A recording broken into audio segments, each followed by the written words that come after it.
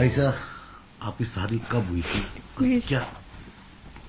6 महीने मेरी शादी को 10 मई को मेरी शादी हुई थी।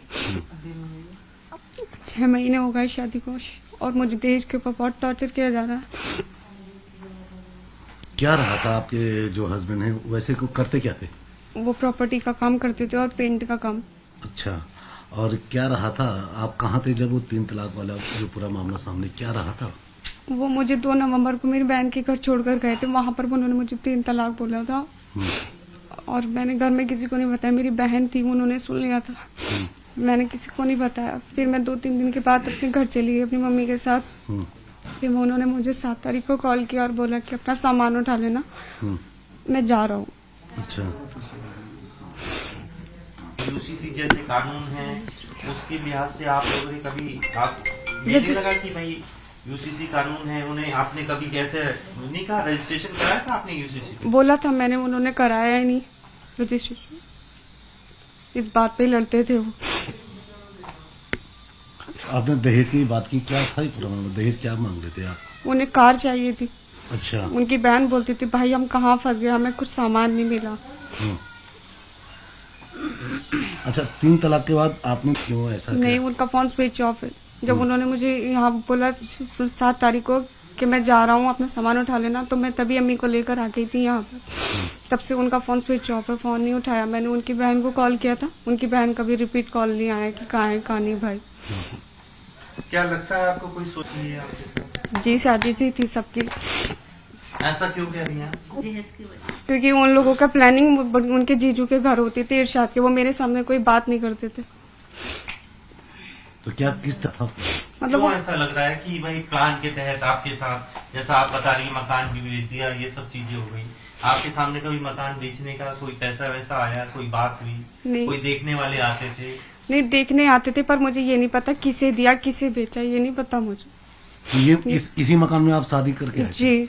और जब आप अपनी बहन के यहाँ गए तो उसके बाद ये मकान बेच दिया था? जब तक तो ये यहीं था मेरे पास, मतलब हमारा ही था।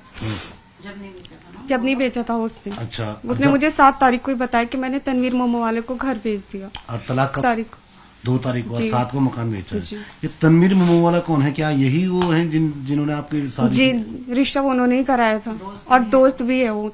अच्छा, जी उन्होंने ही रिश्ता कराया था? जी। सरकार की तरफ से अभी कोई आपको यानी पुलिस का कोई सहयोग, कोई इस तरह का?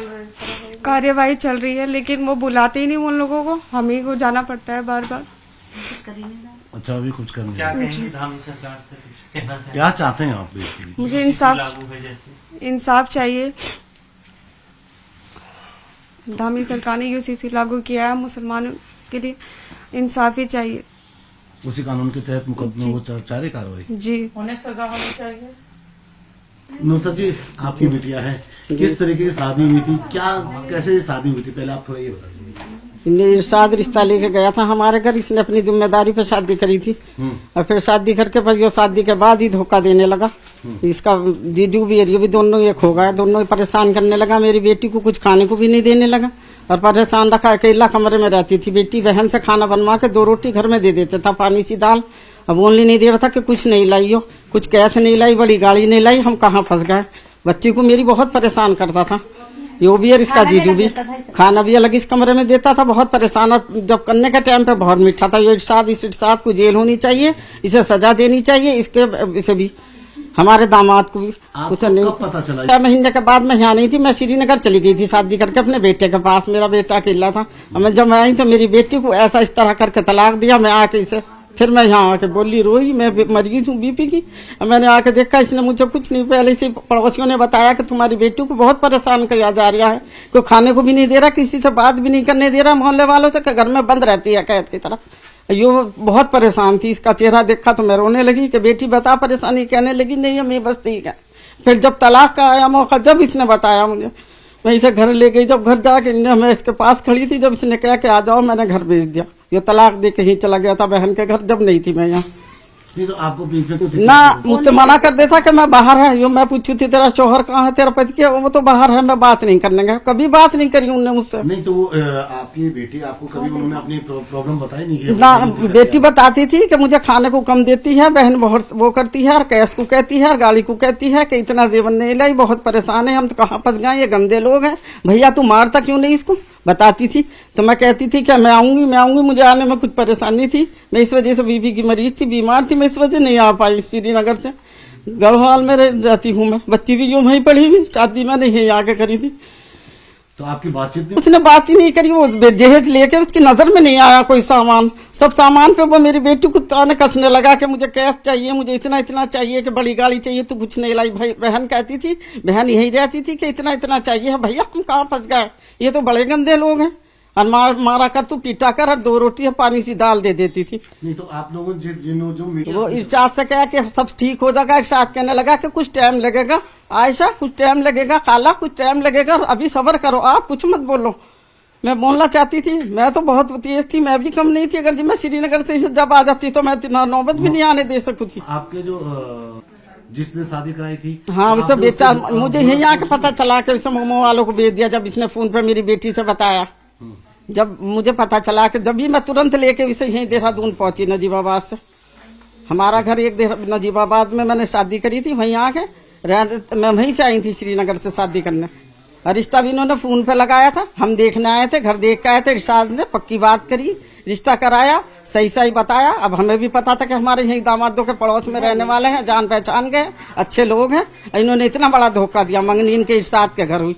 इरशाद को फांसी होनी चाहिए, सजा होनी चाहिए, नहीं उनको, इसके साले को भी, इसकी बहनों को भी इन्होंने बहुत परेशान करा। मेरी बेटी की इसके दहेज समझ में नहीं आया, कुछ सामान मेरा बेटी का फेंकने का, अटैची भी फेंकी हमने, VIP की अटैची दी थी, बहुत सामान अच्छा दिया था, बेटी को तो अच्छा ही दिया जाता है, इन्होंने सब सामान दे दे के मारा कि ये सही नहीं है, दूसरी लाना, ये लाना, वो लाना, बड़ी गाली लाना, कैश लाना।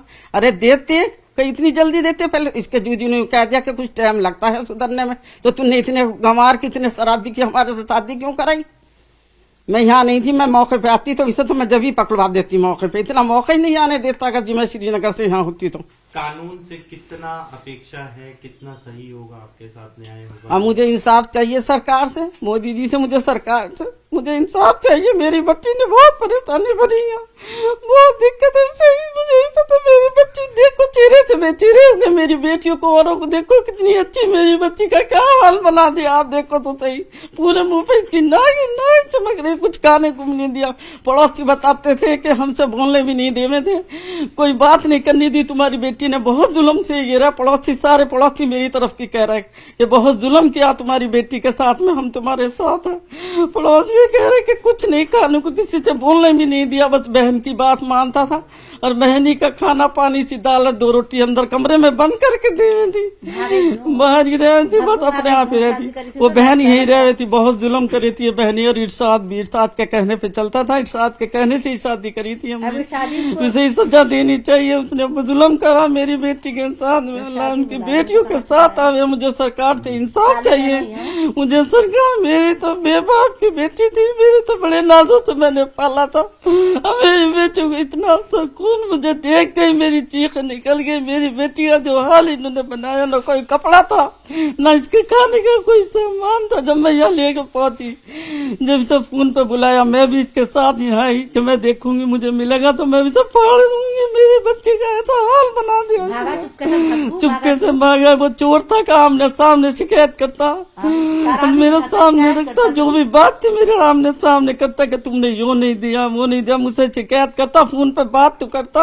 इरशाद ने कह दिया 1 साल में सब सही हो जाएगा, अभी तुम चुप रहो, कुछ मत कहो, इरशाद की साजिश है। मैंने इरशाद से शिकायत करी तो इरशाद यो बोलता था कि तुम कुछ मत करो, अभी खाला यो 1 साल में सही हो जाएगा, अभी वो तो 6 महीने में तलाक दिलवा दी। इरशाद ने सारा जुल्म करा, वो भी बेच दी, पे गाड़ी भी बेचती, सब सामान लेकर चला गया। मेरी बच्ची को कुछ नहीं छोड़ा, सोना तो अगले ही दिन उतार लिया था। यो ऐसे ही मेरे साथ गई, मैं बोली चल सोना लेके जाके, इन्होंने लॉक में रख दिया है, अम्मी सोना घर नहीं है। मैंने कहा घर वाले क्या कहेंगे हमारे, मैं के वाले के सोना बिल्कुल भी नहीं पहन का, बेटी चल सोना पहन के जाइए, यो कुछ नहीं लेके गई, नंगी गई। जब भी मुझे